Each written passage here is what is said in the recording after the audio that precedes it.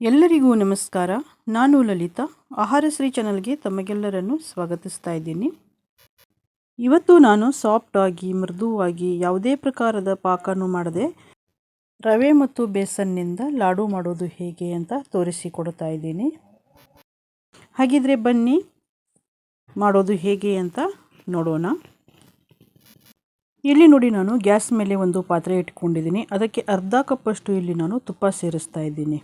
ನೀವು ಇಲ್ಲಿ 3/4 ಬೌಲಷ್ಟು ತುಪ್ಪ ತಗೋಬಹುದು. ಯಾಕೆ ಅಂತ ಮುಂದೆ ಹೇಳ್ತೀನಿ. ತುಪ್ಪ ಸ್ವಲ್ಪ ಬಿಸಿ ಆದಮೇಲೆ ಇದಕ್ಕೆ ಅರ್ಧ ಕಪ್ಪಷ್ಟು ನಾನಿಲ್ಲಿ ಬೇಸನ್ ಅಥವಾ ಕಡಲೆ ಹಿಟ್ಟು ಇದನ್ನು ಹಾಕ್ತಾ ಇದ್ದೀನಿ. ನಾನು ತೋರಿಸಿದೆ ನೋಡಿ ಕಪ್ಪು, ಆ ಕಪ್ನಿಂದ ಅರ್ಧ ಕಪ್ಪಷ್ಟು ತಗೊಂಡಿದ್ದೀನಿ. ಇವನ್ನು ಹಾಕಿ ಸ್ವಲ್ಪ ಇದನ್ನು ತುಪ್ಪದಲ್ಲಿ ಹುರ್ಕೊಳ್ಳೋಣ. ಎಲ್ಲ ಸಾಮಗ್ರಿನೂ ಅದೇ ಕಪ್ಪಿನ ಅಳತೆಯಿಂದ ತಗೋಬೇಕು. ಲೋ ಫ್ಲೇಮ್ನಲ್ಲಿ ಇಟ್ಟು ಹುರಿಬೇಕಾಗತ್ತೆ.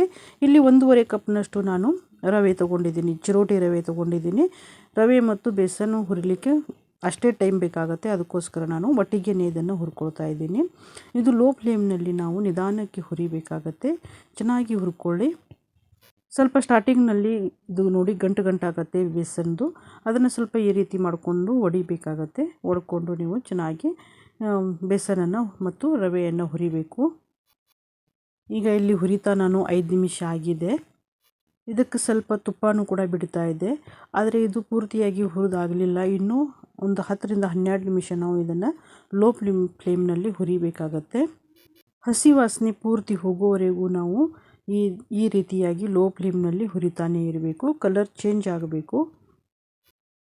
ನೀವು ಇಲ್ಲಿ ನೋಡ್ಬೋದು, ಗ್ಯಾಸ್ ಫ್ಲೇಮ್ ನೋಡಿ ನಾನು ಈ ರೀತಿಯಾಗಿ ಸಣ್ಣಗೆ ಇಟ್ಟಿದ್ದೀನಿ. ನೀವು ಅದೇ ರೀತಿ ಸಣ್ಣ ಉರಿಯಲ್ಲೇ ಇಟ್ಟು ಹುರ್ಕೊಳ್ಳಿ. ಈಗ ಇಲ್ಲಿ ಗ್ಯಾಸನ್ನು ಆಫ್ ಮಾಡಿದ್ದೀನಿ. ಹಸಿ ವಾಸನೆ ಹೋಗಿ ಸುಗಂಧ ಬರಬೇಕು ಮತ್ತು ಕಲರ್ ಕೂಡ ಚೇಂಜ್ ಆಗಬೇಕು. ಅಲ್ಲಿವರೆಗೂ ನಾವು ಇದನ್ನು ಚೆನ್ನಾಗಿ ಹುರಿಬೇಕು. 1.5 ಬೌಲಷ್ಟು ಇಲ್ಲಿ ಸಕ್ಕರೆ ಪುಡಿಯನ್ನು ಸೇರಿಸ್ತಾ ಇದ್ದೀನಿ. ನಿಮ್ಮ ಹತ್ರ ಬೂರಾ ಸಕ್ಕರೆ ಇದ್ದರೆ ಅದನ್ನು ಕೂಡ ನೀವು ಹಾಕಬಹುದು. ಇವಾಗ ಇದು ಹಾಕಿ ಸ್ವಲ್ಪ ಇದನ್ನು ಮಿಕ್ಸ್ ಮಾಡ್ಕೊಳ್ಳಿ. ಈ ಮಿಶ್ರಣ ಚೆನ್ನಾಗಿ ಮಿಕ್ಸ್ ಆಗುವವರೆಗೂ ಮಿಕ್ಸ್ ಮಾಡ್ಕೊಳ್ಳಿ.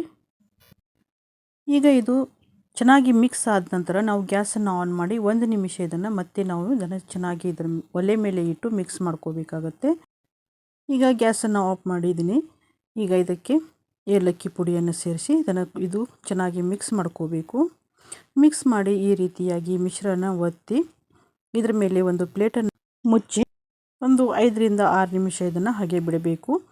ಈಗ ಇಲ್ಲಿ ಈ ಮಿಶ್ರಣ ನಾನು ಕೆಳಗಡೆ ಇಳಿಸ್ಕೊಂಡಿದ್ದೀನಿ. ಇಲ್ಲಿ ನಾನು ಅರ್ಧ ಕಪ್ ತುಪ್ಪ ಹಾಕಿರೋದ್ರಿಂದ ಈ ಮಿಶ್ರಣ ನೋಡಿ ಸ್ವಲ್ಪ ಉದುರಾಗಿದೆ. ನಿಮಗೆ ಈ ಮಿಶ್ರಣ ಉದುರಾಗಿ ಆಗಬಾರ್ದು, ತಕ್ಷಣವೇ ನಾವು ಉಂಡೆ ಕಟ್ಟಬೇಕು ಅನ್ನೋಂಗಿದ್ರೆ ನೀವು 3/4 ಕಪ್ಪಷ್ಟು ತುಪ್ಪನ ಹಾಕಬಹುದು.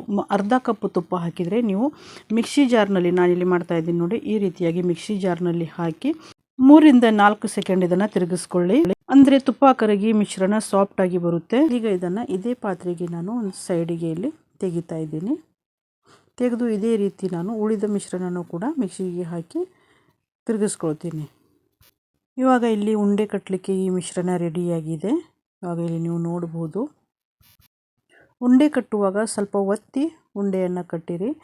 ಸಾಫ್ಟಾಗಿ ಮೃದುವಾಗಿ ತುಂಬ ಚೆನ್ನಾಗಿ ಉಂಡೆ ಆಗುತ್ತೆ. ಇದರ ಮೇಲೆ ನೀವು ಅಲಂಕಾರಕ್ಕೆ ಅಂತ ಪಿಸ್ತಾ, ಗೋಡಂಬಿ, ಬಾದಾಮಿ ಏನು ಬೇಕಾದ್ರೂ ಹಾಕಿ ನೀವು ಅಲಂಕಾರಕ್ಕೆ ಉಂಡೆಯನ್ನು ಕಟ್ಟಬಹುದು. ಯಾರೆಲ್ಲ ನನ್ನ ಚಾನಲ್ನ ಸಬ್ಸ್ಕ್ರೈಬ್ ಮಾಡದೆ ನೋಡ್ತಾ ಇದ್ದೀರಾ, ದಯವಿಟ್ಟೆಲ್ಲರೂ ಸಬ್ಸ್ಕ್ರೈಬ್ ಮಾಡಿ, ಲೈಕ್ ಮಾಡಿ ಮತ್ತು ಶೇರ್ ಮಾಡಿ. ಹಾಗೆ ನೀವು ಈ ವಿಡಿಯೋ ನಿಮಗೆ ಹೇಗೆ ಅನ್ನಿಸ್ತು ಅಂತ ಕಮೆಂಟ್ ಕೂಡ ಮಾಡಿ. ನಿಮಗೆ ಬೇಕು ಅಂತ ಅನಿಸಿದರೆ ಗೋಡಂಬಿ, ದ್ರಾಕ್ಷಿನೂ ಕೂಡ ಇದರಲ್ಲಿ ಹಾಕಬಹುದು. ಈ ಲಾಡು ಮಾಡಲಿಕ್ಕೆ ನಾವು ಯಾವುದೇ ರೀತಿಯಾದ ಪಾಕನ ಮಾಡಲಿಲ್ಲ. ಯಾರು ಲಾಡು ಕಟ್ಟಲಿಕ್ಕೆ ಬರಲ್ಲ ಅನ್ನೋರು ಕೂಡ ಆರಾಮಾಗಿ ನೀವು ಈ ಲಾಡುವನ್ನು ಮಾಡ್ಕೋಬಹುದು. ಈ ವಿಡಿಯೋವನ್ನು ಪೂರ್ತಿಯಾಗಿ ನೋಡಿದ ತಮಗೆಲ್ಲರಿಗೂ ನನ್ನ ಧನ್ಯವಾದಗಳು.